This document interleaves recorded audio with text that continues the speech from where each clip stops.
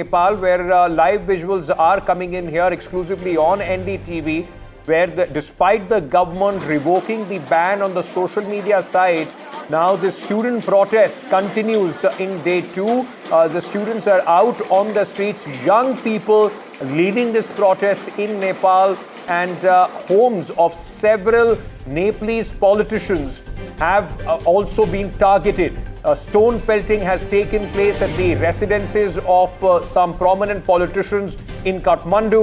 An army has been deployed in the capital of Nepal, on the streets of Kathmandu. And once again, there is this confrontation which has erupted in Kathmandu. Remember, yesterday was a very difficult day for the Himalayan nation, where this Gen Z, the young protesters, came out in large numbers, stormed the parliament building, and then there were clashes between the army and the protesters, the security forces and the protesters, which led to the death of about 20 people and more than 300 were injured.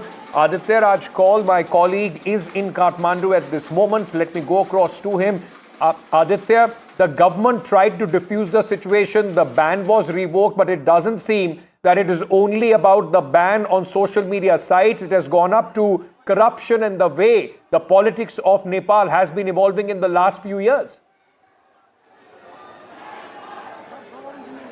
Well, definitely, the kind of damage control that the government has been trying to do hasn't really helped out here. I'm standing just meters away from the Nepal parliament, and this is the second day of the deadly protest that erupted. More than 20 people died and more than 500 have been injured till now. If I can move a little further, you can see the Nepali police in riot gear that has been deployed in one of the areas just merely 100 meters away from the Nepal parliament. There are hundreds and hundreds of protesters who have come down here.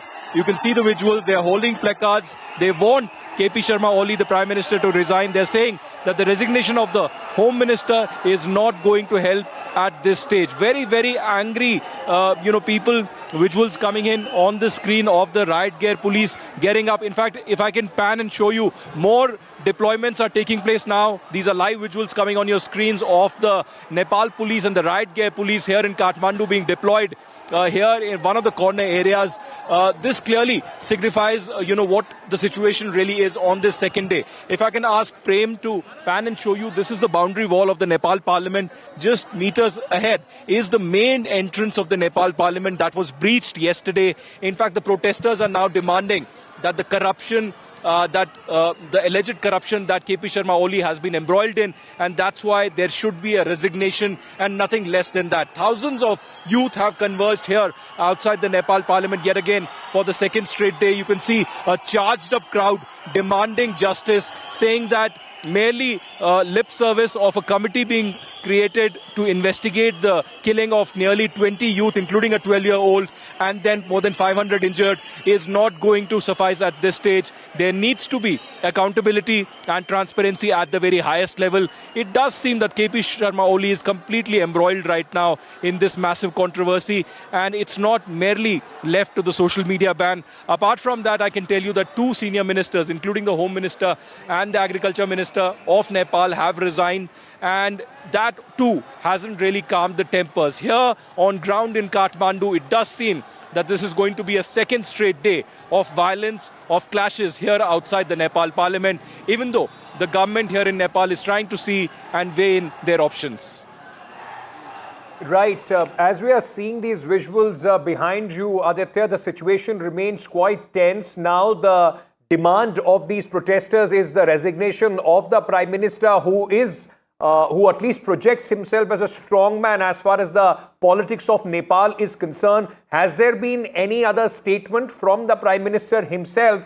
And also, Aditya, because you've covered these protests in other neighboring countries as well. It's somewhere similar to what suddenly happened in Bangladesh against Sheikh Hasina, with students coming out, and then we know what happened in Bangladesh.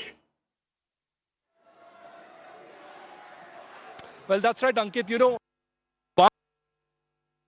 what happened in Bangladesh last year or before that in Sri Lanka, when you actually get a glimpse of what's happening right now outside the Nepalese parliament here in Kathmandu. There are thousands of people charged up. This is a leaderless movement. Imagine, these are youth who are upset with the social media ban, who are upset with the corruption, who are upset with no accountability and transparency, and that's why they've come out on the streets. I've been speaking to several of these youth at the parliament and at several hospitals who say there is no leader as such. Your question on Prime Minister KP Sharma Oli, he came out with a statement earlier this morning saying that he was hurt and upset with the killings that have happened, and that's why he has come out with a committee that will investigate this further. But I also interviewed Nepal's Information Minister Prithvi Gurung just a few minutes ago, who confirmed that KP Sharma Oli, the Prime Minister, is not going to resign, and in fact he appealed to the students to come to the dialogue table. The Prime Minister was ready to meet him and to take this conversation forward. He also said that there were some political forces here in Nepal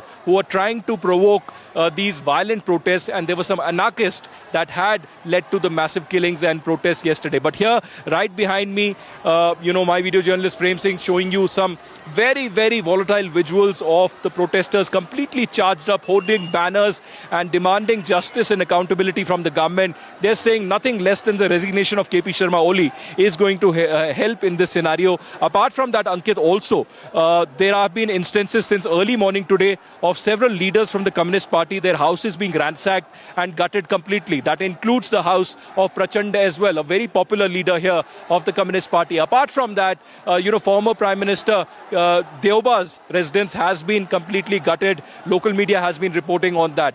So we'll have to wait and watch how things unfold. This is the second day of massive protests. And here, right behind me, it does seem that the situation is not going to calm down anytime soon unless the Prime Minister decides to do what could be in a few days inevitable.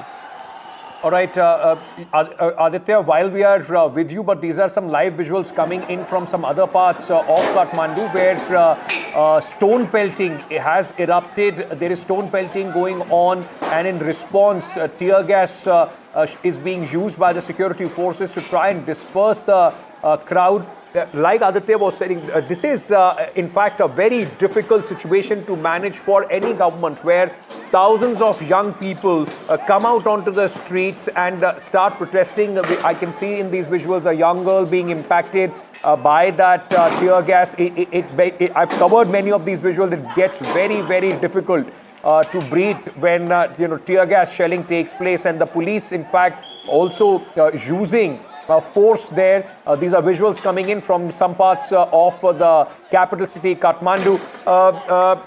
Aditya, it becomes a very difficult situation when you don't have a leader to speak to try and convince them to, in fact, normalize the situation, to ease the tensions. At this moment where you are standing, tension is building up. In other parts, there is stone pelting and also arson going on. Is there also a sense, at least from the government side, that possibly there have been people, those who want the return of the monarchy in Nepal, supporting this kind of a movement? Because we've been seeing some statements by Nepalese politicians who are trying to blame it on those who are supporters as well. Well, that's right, Ankit. Tension is simmering in the capital city of Kathmandu. I really haven't seen in my visits to Nepal the amount of security forces or the paramilitary and the police and the army that have been deployed in Kathmandu. There are visuals of violence and arson from different parts of the city, and these are some very extraordinary volatile visuals coming on your screens of the kind of situation that's developing here on NDTV exclusively. I'm actually going to another location very close to the main gate of the Nepal Parliament, where there's a huge thick black smoke rising. There's been arson, there's been rioting in that area. We'll try to go a little closer, where thousands of people have converged, and perhaps in the next couple of hours they might be marching towards the parliament and try to enter the parliament. You saw the gory visuals that came in yesterday. where clearly there is no leader of this particular movement, but there are, people voluntarily coming out in thousands demanding accountability from the KP Sharma Oli government. When I interviewed the Information Minister of Nepal this morning, he told me that the Prime Minister was ready to meet the leaders, but there's no leader of this movement. In fact, now I've reached the main chowk of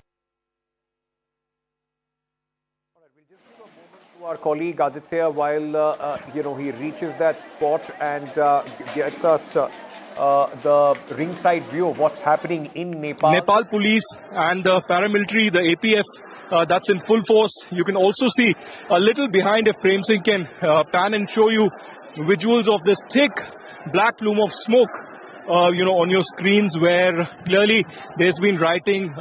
Few, public transport or some public, things have been gutted